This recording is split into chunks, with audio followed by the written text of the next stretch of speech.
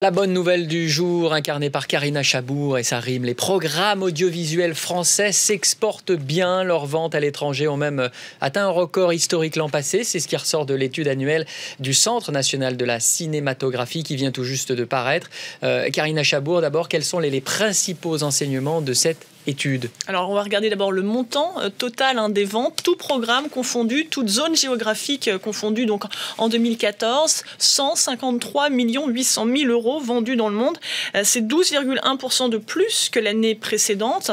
Et cette progression, elle est portée par les chaînes de télévision d'Europe occidentale et d'Amérique du Nord. Ces zones se tournent en fait de plus en plus vers les documentaires et vers la fiction made in France. C'est la bonne nouvelle.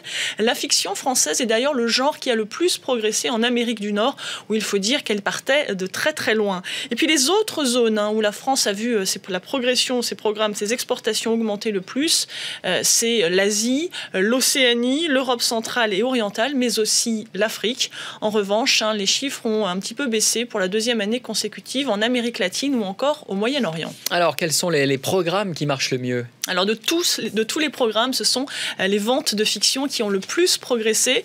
Je vais vous donner un exemple, Les Hommes de l'Ombre avec Nathalie Baye, mais aussi avec Arnaud Rivoire, puisque, souvenez-vous, c'était les journaux de France 24 qui apparaissaient régulièrement au cours de cette série. Et c'était vous, Arnaud, qui présentez ces journaux. Vous êtes sans doute donc pour quelque chose dans le succès de dans la réussite des ventes de cette fiction.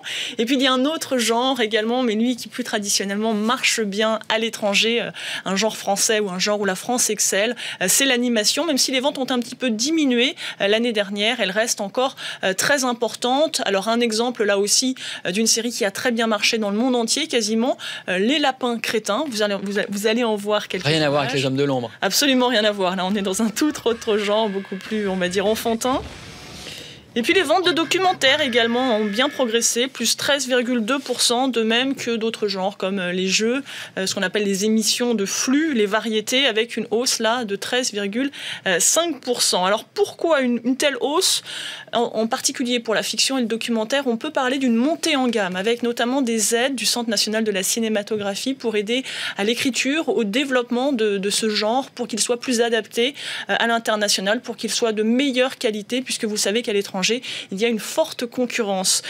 Il faut dire aussi qu'il y a urgence à se développer à l'international dans la mesure où, vous savez, la baisse de la publicité ou encore cette concurrence de nouvelles plateformes de vidéos à la demande comme Netflix font que les chaînes aujourd'hui, elles investissent un petit peu moins c'est elles qui financent en grande partie les programmes télévisés et les producteurs doivent se tourner de plus en plus à l'étranger pour pouvoir boucler leur budget. Et puis enfin, pour relativiser un élément de comparaison, en 2013, les séries britanniques avaient récolté 1,8 milliard d'euros de par le monde. Donc vous voyez qu'on est encore très très loin de nos 154 millions d'euros récoltés l'an passé, toujours confondus. Mais on se rapproche, vous en faites pas. Merci beaucoup, Karina. Doucement mais sûrement. Karina Chabour.